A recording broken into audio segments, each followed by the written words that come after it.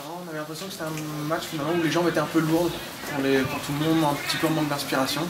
Ouais, je sais pas si c'était un problème de jambes, en tout cas, en effet, on n'a pas su, en tout cas, élever notre niveau et marquer ce but qui nous aurait peut-être délivré. On a les occasions en première mi-temps, on aurait pu faire le break. Derrière, on s'est un petit peu endormi. Qu'est-ce qu'il a manqué concrètement, soit en première ou en deuxième? Je pense, je sais pas exactement ce qu'il a manqué à chaud comme ça. Un petit peu d'enthousiasme ou un brin de folie. Voilà, pourtant je leur avais demandé aujourd'hui si c'était possible. Maintenant, en face il y avait quand même une équipe, hein, on n'a pas joué tout seul. Et elles étaient accrocheuses, elles ont été très présentes. Elles nous ont mis en danger aussi sur leur jeu direct. Donc voilà, il fallait toujours être concentré à la perte du ballon et on aurait pu nous aussi être mis en danger à plusieurs reprises. Il y avait le souvenir du match de l'an dernier où il y a eu le but à la 2-3e minute, ça avait un peu hanté les têtes? Non, franchement on n'en a pas du tout parlé. Et comme on est vraiment sur une nouvelle saison, c'est pas quelque chose dont on a discuté et moi j'ai pas fait allusion à ça non plus. Maintenant, ouais, il aurait fallu un petit but pour nous libérer. Moi j'ai senti qu'elle jouait quand même crispée. Ouais, on enchaîne les bons résultats, on est peut-être un petit peu plus attendu, on se met peut-être un petit peu de pression toute seule. C'est peut-être ça qui fait qu'on a du mal à se libérer, je sais pas. En tout cas, il va falloir gagner à Metz pour bien finir l'année et bien finir la phase des matchs allés. C'est un point de perdu, de gagner, pardon, 2 points de perdu. On est dans nos objectifs, hein. On avait dit 5 points sur les 3 matchs du mois de décembre.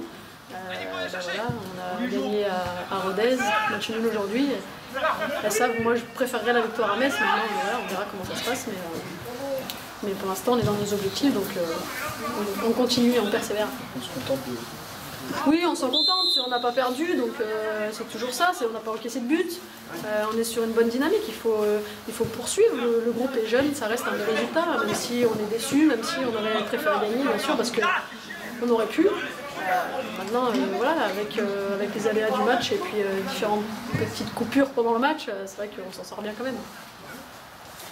Sarah, au niveau de votre style de jeu, on sent une équipe qui est très très bien en place et puis surtout qui se projette très très vite devant, avec notamment Lucène Delobélé, Désiré Paranosi qu'on a vu en deuxième mi-temps, et puis surtout Salma Amani qui mène le jeu de manière parfaite. Est-ce que c'est une de vos volontés, ça, de votre style de jeu, de vite jouer vers l'avant? Oui, je pense que j'ai toujours eu, depuis que je suis entraîneur, cette volonté et l'envie de se projeter rapidement vers l'avant, en tout cas d'avoir une animation assez offensive.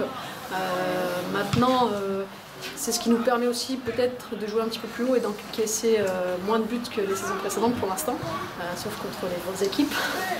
Et puis voilà, après, en effet, on essaye de leur donner l'envie de jouer ensemble et d'aller vers le but et de marquer un certain nombre de buts. Même si on fait 0-0 aujourd'hui, c'est vrai qu'on s'est procuré des occasions. Salma aurait pu nous libérer, c'est pas le cas. Maintenant, la priorité c'est de ne pas en encaisser aujourd'hui surtout. Au niveau de votre effectif à l'intersaison, vous avez perdu tout petit peu plus d'une équipe et un recrutement très limité, 3 joueuses et surtout des jeunes joueuses qui sont venues intégrer votre groupe. Comment vous considérez ça, une équipe qui l'année dernière était proche d'être relégable, qui cette saison fait même mieux que Juvisy? Alors on n'a pas perdu forcément des joueuses, ça c'est ce que de l'extérieur on peut peut-être ressentir. Maintenant nous on avait vraiment anticipé tout ça, on avait travaillé déjà en amont pour pallier à certains départs ou à certaines joueuses, on savait qu'on ne pouvait pas les garder. Donc voilà, on est resté sur notre volonté de former des jeunes, de leur laisser la place. Donc forcément pour faire monter les jeunes en équipe première il faut de la place pour elles. Donc on avait préparé tout ça et puis on s'est renforcé en effet par des filles qui avaient un état d'esprit de gagnant, de vainqueur. Et surtout qui savaient ce que c'était de jouer le maintien. L'année dernière, on était parti pour jouer peut-être la première partie de tableau. Au final, on se retrouve à jouer le maintien et on n'avait pas forcément l'état d'esprit pour ça. Et c'est vrai que c'est quelque chose qui se prépare longuement. Donc là, on est parti en se disant les filles, on joue d'abord le maintien. Et puis après, en fonction de ce qui se passe, on ira jouer quelque chose d'autre. Vous n'avez pas peur que la rupture soit peut-être un peu grande avec, comme je disais, c'est beaucoup de joueuses, il y a des joueuses cadres qui sont parties et beaucoup de jeunes qui ont intégré l'équipe. Vous n'avez pas peur justement que cette rupture soit... Alors moi j'avais pas peur de la rupture, j'avais plus peur Par rapport à la jeunesse de l'effectif, qu'il y ait des moments où justement les performances seraient difficiles à enchaîner. Voilà, je sais qu'il y a des phases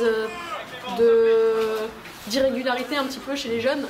Donc c'était plutôt ça que je craignais et je le crains toujours sur la longueur de la saison. Mais jusque-là, ben voilà, je pense qu'on arrive à bien gérer, à bien les faire se reposer, à gérer l'effectif. Et pour l'instant, ça se passe pas trop mal. Donc les cadres sont au rendez-vous, ça c'est primordial aussi. Et puis derrière, elles encadrent bien les jeunes. Donc jusque-là, ça s'est pas trop mal passé. Mais en analysant ces 2 dernières saisons et cette saison en cours, comment vous expliquez le niveau au classement de l'En Avant de Guingamp, vu qu'on sait qu'en D1 féminine, les niveaux de saison en saison sont à peu près similaires, et Guingamp est d'être la seule équipe qui varie autant, notamment sur la dernière saison, en passant quasiment 3e à quasiment relégable. Il n'y a que l'année dernière où on a fait relégable. Après, on est toujours terminé, enfin depuis que je suis là, mais en tout cas, 5e, 6e. Voilà, là, on est actuellement 4e au classement. Enfin, je sais pas si ça a changé, du coup, ça a peut-être changé là avec la journée d'aujourd'hui. J'ai pas les résultats. Non, toujours mais... 4e. D'accord, donc je pense pas que ça évolue tant que ça. La saison dernière a été très difficile à gérer. Voilà, comme je l'ai dit, il y a des choses qui n'ont pas prises. C'était un groupe qui n'a pas voulu travailler ensemble, même si elles ont le mérite de s'être sauvées. Hein. On a réussi quand même à sauver les meubles. Donc voilà, on a beaucoup insisté cette saison pour créer un groupe, pour créer une équipe, et puis pour faire en sorte que toutes soient concernées par le projet. Et ça marche plutôt bien, donc je pense qu'on a pris la bonne décision. Un mot sur les changements au sein du club. Léa Le Garrett vient signer pour 4 ans et demi, ce qui est assez important pour un club comme Guingamp. Donc Salma Amani ne travaille plus à côté. Est-ce qu'il y a d'autres filles aussi qui sont sous contrat? Est-ce que ça change des années précédentes où certaines maintenant se consacrent vraiment qu'au football? Alors on n'en a pas beaucoup. C'est vrai que Salma, elle est arrivée à un âge où elle avait envie de vivre de sa passion, d'essayer de se donner à fond pour le football. Chez les plus jeunes, c'est pas du tout la politique du club, au contraire, hein, on insiste pour qu'elles aient un double projet et qu'elles aient des études à côté ou une formation. Maintenant, en effet, les joueuses cadres, elles ont peut-être à cœur de vivre du football, en tout cas de pouvoir s'entraîner tous les jours, voire 2 fois par jour. Donc on leur a permis ça. Le club se structure, progresse et on prend le temps, en effet. C'est vrai qu'on a la chance à Guingamp d'avoir du temps pour ça, même si la saison dernière, on aurait pu descendre. On travaille dans la sérénité et on se structure au fur et à mesure. Et puis c'est pour pouvoir durer dans le temps, j'espère.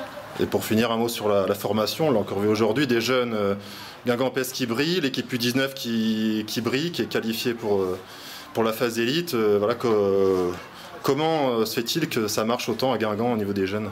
Le secret, c'est le travail, hein, l'humilité. Voilà, on sait d'où on vient, on sait ce que l'on a au sein de nos structures, au sein de notre club. On a vraiment à cœur de défendre les valeurs du club et chaque joueuse a ça dans la tête et chaque joueuse défend au maximum son maillot. Et je pense qu'en allant tous dans le même sens, on est capable de gravir des échelons au fur et à mesure et c'est ce qui se passe. Donc, comme je vous l'ai dit, on travaille dans le temps, dans le moyen terme, voire le long terme. Et tant que la base est solide, le reste ça va suivre tout seul. Merci beaucoup, bonne fin de saison. Merci. Et puis à bientôt à Allo Lagrange.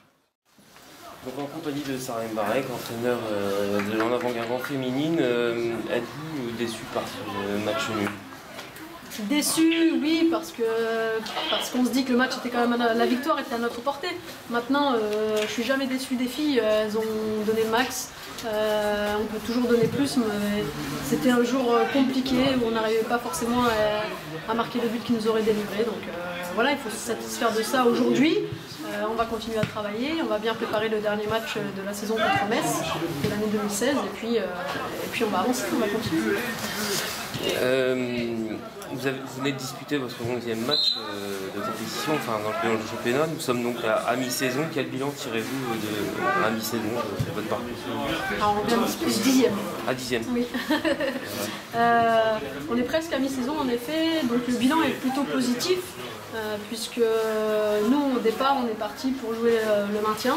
Donc, pour l'instant on est sur la bonne voie, il y a encore quelques points à obtenir pour être sûr de se maintenir en première division et puis après ça on fera un petit bilan vraiment déjà après le match de Metz avec un classement final après les matchs allés et puis on se refixera certainement d'autres objectifs tout en sachant que voilà, on vivra cette deuxième partie de saison sans pression. Une pression différente et plus positive puisqu'on va aller chercher des places au classement.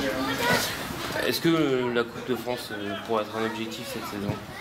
Oui, c'est un objectif, la Coupe de France. En effet, on a une équipe et un groupe pour pouvoir faire des résultats. Après, on sait très bien qu'il y a des équipes qui sont en catégorie supérieure, donc ça dépendra aussi du tirage, c'est sûr. Mais ouais, on a vraiment la volonté d'aller le plus loin possible et se donner à fond dans cette compétition. Merci beaucoup. De rien. Nicolas, une entame de match qui était plutôt pour Soyaux, et après une milieu et fin de première mi-temps assez compliquée. Une deuxième mi-temps où ça a été assez équilibré, temps fort de Soyaux, temps fort de Guingamp. Qu'est-ce que retient de ce match, un 0-0 à la fin? On va dire que c'est un match nul équitable. Équitable, ça aurait pu tourner pour Guingamp comme pour nous à certaines périodes. Bon voilà, c'est un bon point. C'est la première fois de la saison qu'on ne prend pas de but, surtout. Voilà, pas beaucoup d'équipes qui vont prendre des points ici. On aurait pu toujours espérer plus. On aurait pu espérer moins sur ce match, donc 0-0 équitable. Après, il y a des détails à régler, des bons enchaînements offensivement, manque de présence après devant le but. Voilà, petits détails à régler de notre côté, mais on a retrouvé une certaine sérénité défensive qui va nous faire du bien pour la suite. C'est vrai qu'en première mi-temps, on a senti que Soyaux avait du mal à se créer des situations, même s'il y avait quelques bons enchaînements, et alors qu'en deuxième mi-temps c'était un peu mieux, avec notamment des débordements, je pense au côté droit avec Alisson, certains centres qui sont venus de son côté, aussi de l'autre côté avec Anna. On doit progresser là-dessus, c'est les détails qui font la différence devant le but. Voilà, je pense qu'on peut être davantage plus tranchant dans les 20-25 derniers mètres. Voilà, tout n'est pas acheté sur cette prestation, hein. On a retrouvé quand même un collectif soudé, des joueuses qui ont été solides, et c'est un état d'esprit qui nous avait manqué un petit peu sur les 20 dernières minutes contre Metz. Voilà, différents facteurs ont fait qu'on a reculé, manque de rythme, manque de sérénité, quelques petites erreurs individuelles qu'on paye cash à ce niveau. Et aujourd'hui, voilà, le match de 95 minutes, on a été solide pendant les 95 minutes. C'était très compliqué aujourd'hui face à une équipe de Guingamp, certes jeune, mais qui se projetait très vite vers l'avant, avec notamment Ndolo et Wele, et Oparanosi en deuxième mi-temps, et puis une Salma Amani qui a fait très mal. C'est pour ça que ça peut être un bon point, parce que Guingamp était sur une bonne dynamique. On va dire que des concurrents directs ont réussi à prendre 4-0, 3-0 contre Guingamp. Voilà, on revient en Charente avec un 0-0. C'est vrai que d'un point de vue comptable, ça avance pas beaucoup, mais ça va avancer dans notre tête surtout. Tu reparlais du match de Metz. Aujourd'hui, les filles, comme tu as dit, ont su tirer les points positifs de ce match assez mauvais au final. C'est mauvais, vous êtes dur, parce que la première mi-temps doit être tuée, c'est-à-dire que sur la première heure de jeu, on est supérieur à elle, et après, on peut s'en prendre qu'à nous-mêmes. Voilà, il y a plusieurs facteurs qui ont fait que on ne s'est pas rendu la tâche facile, alors qu'on aurait dû le faire plus rapidement. Voilà, la saison est longue, on va se servir des bons matchs, des moins bons pour progresser. Voilà, on a insisté sur le début du match en disant aux filles que la saison elle est très très longue et très difficile pour un club comme Soyaux, donc il faut s'accrocher. Un mot particulier sur Romane Munich, la gardienne, qui a fait un très bon match aujourd'hui, qui a sauvé les mains en première mi-temps et qui a été sérieuse tout le match. Ouais. C'est dans la lignée de son début de saison, c'est une bonne pioche. Et dernier match de cette année, la semaine prochaine à domicile contre Montpellier. Ça va être compliqué face à une belle équipe de Montpellier, mais il y a des choses à faire et à tenter. Toujours. Il y aura toujours des choses à faire. Après, voilà, on va rentrer tranquillement et commencer à travailler sur Montpellier, qui est une bonne équipe, on le sait tous. Donc, on va tout mettre en œuvre pour essayer de gratter quelque chose. Merci Nicolas, bravo pour ce beau match nul.